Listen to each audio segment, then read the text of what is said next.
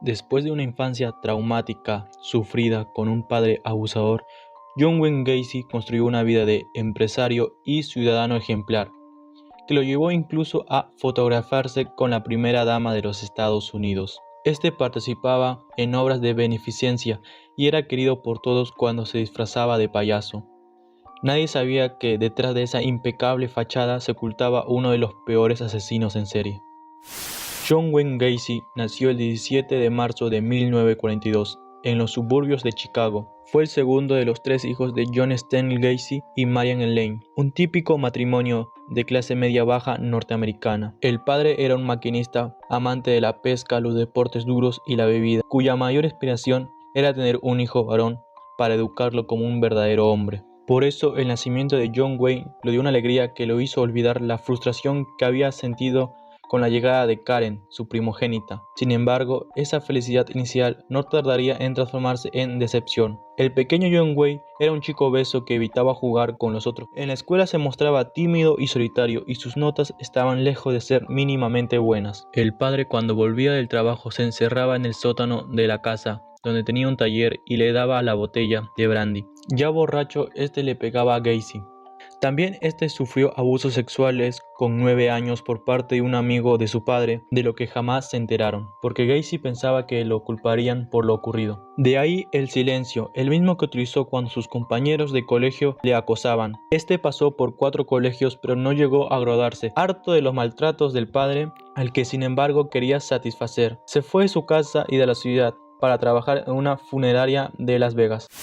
No podía hablar con mi padre, estaba destrozado, yo era un tonto, un estúpido que nunca llegaría a nada, decidí mandar todo al diablo, explicó años después en una entrevista que dio en la cárcel. Para 1964, John Wayne Gacy estaba en Springfield, Illinois, trabajando en una zapatería. Ahí logró terminar el secundario y se inscribió en la escuela de negocios. Estaba cambiando, se mostraba estudioso y sociable. En la zapatería conoció a una clienta, Marlene Mears, con quien se casó en septiembre de ese año. Se mudaron a Waterloo, donde trabajó como gerente en un restaurante de la cadena Kentucky Fried Chicken, cuya franquicia pertenecía a la familia de su suegra. Gacy frecuentaba la Cámara de Comercio, donde primero integró la comisión directiva y después fue elegido vicepresidente. Se codeaba con los empresarios de la ciudad. También se interesó por la política y tuvo un papel relevante en la campaña electoral del gobierno de Illinois. Su nombre salía en los diarios como un importante miembro de la comunidad. Una noche en 1967, cuando su esposa y sus hijos estaban de viaje, invitó a un adolescente de 15 años,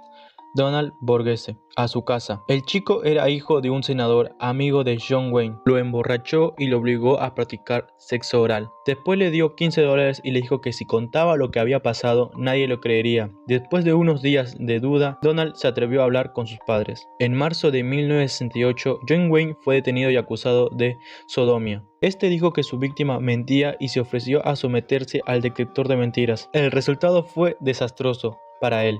La única cosa verdadera que dijo fue su nombre, detalló el técnico en su informe. Y no solo eso, cuando el caso se hizo público, se presentaron otras víctimas, adolescentes acompañados por sus padres, y lo denunciaron. Fue juzgado y condenado a 10 años de cárcel en la estatal de Anamosa. Para su esposa Marlene fue demasiado y pidió el divorcio. Gacy no volvería a verla nunca, tampoco a sus 2 hijos. Aunque este debía pasar 10 años entre rejas, Gacy fue liberado por buena conducta después de 18 meses. El 18 de junio de 1970 volvió a Illinois, donde salvo su familia de origen, nadie sabía de su condena ni de sus causas. Allí fundó una compañía constructora y compró una casa. Se sumó a la Cámara de Comercio y también se afilió al Partido Demócrata y volvió a realizar actividades benéficas. Mostraba orgulloso la portada de un diario local donde se le veía fotografiada junto a la primera dama de los Estados Unidos, Rosalind Carter. En el living de su casa exhibía la fotografía original, dedicada a puño y letra por ella, para John Gacy, los mejores deseos. Por esa época ya se disfrazaba como Pogo el payaso para animar las actividades de recaudación de fondos y entretener a los niños. También se casó con Caroline Hoff, una antigua compañera de escuela de su hermana Karen. Los vecinos lo consideraban un ciudadano ejemplar, amable, servicial y solidario. Sin embargo, puertas adentro de la casa, la situación no era la mejor. Caroline le reprochaba que no tenía relaciones sexuales y cuando lo intentaban rara vez Gacy lograba tener una erección. Sospechaba que la engañaba y le encontró una colección de revistas pornográficas en el sótano. Esto hizo que la esposa de Gacy sospechara de él y en 1966 Gacy quedó viviendo solo en la casa. Lo que la divorciada Carol no sabía era que Gacy, el querido y admirado Pogo el payaso, ya había violado y matado a 2 adolescentes. Esperó más de 3 años para cometer el segundo crimen. El 29 de julio de 1975 violó y estranguló a John Burtovich. También lo enterró en el sótano. Le hice un torniquete, lo sofoqué. Cuando querés matar a alguien, se lo pones al cuello, le das 3 o 4 vueltas y deja de moverse. Contaría en 1992, ya confinado en el pabellón de la muerte. La separación de Carol le quitó el último freno. Entre marzo de 1976 y diciembre de 1978, engañó, violó y mató a otros 31 jóvenes de entre 14 y 20 años. A casi todos los esposó y los estranguló después de abusar de ellos. Sus víctimas las enterró en el sótano de la casa. El último secuestro de Gacy fue a Robert Piest, de 15 años, al que convenció para dejar su empleo en una farmacia y trabajar para él. En su empresa de construcción, el muchacho informó a su madre del cambio de planes y jamás regresó. La denuncia por desaparición llevó a los agentes a contactar con las últimas personas que habían hablado con el chico. Uno de ellos era Gacy, al que tras interrogarlo se toparon con múltiples incongruencias y un largo historial de antecedentes por corrupción de menores. Con estas pruebas, la policía registró el domicilio del sospechoso y descubrieron desde documentos de identidad de los adolescentes desaparecidos, sus ropas y joyas, hasta esposas y jeringuillas. Por no mencionar libros de pederasta, la detención se produjo el 22 de diciembre de 1978. Pero aún faltaban por hallar los cadáveres de sus víctimas. No hizo falta que Gacy confesara los crímenes, porque en cuanto removieron la parte trasera del garaje, localizaron un cementerio de cuerpos. Había un total de 29.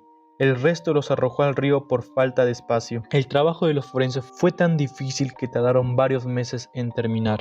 Si bien Gacy se declaraba inocente ante el juez, este alegaba sufrir enajenación mental durante la celebración del juicio entre febrero y marzo de 1980. Se desmontó esta teoría gracias a los informes periciales. En ellos se desestimaba la tesis de la defensa de Gacy. No solo fue consciente de sus actos, sino que trató de borrar las pruebas que le imputaban. El tribunal tampoco creyó otro de sus surrealistas argumentos, que los homicidios fueron producto de accidentes sexuales debido a una supuesta asfixia autoerótica. El 12 de marzo de 1980, John Wayne Gacy fue condenado a varias cadenas perpetuas y varias condenas de muerte. Durante los 14 años que tardaron en ajusticiarlos, el asesino se dedicó a vender sus pinturas y dibujos abajo del apodo Pogo el payaso. El 10 de mayo de 1994, Gacy fue ejecutado mediante inyección letal. Por su parte, Gacy soltó unas últimas palabras. Matarme no hará regresar a ninguna de las víctimas. Besadme el culo, nunca sabréis dónde están el resto.